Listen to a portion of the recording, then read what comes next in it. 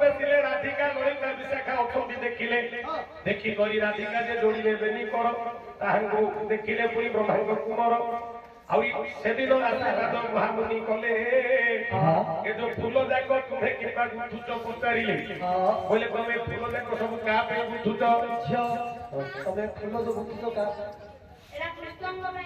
କୃଷ୍ଣ ପାଇଁ ସେତେବେଳେ ରାଧା କହିଲେ ଶୁଣ ହେ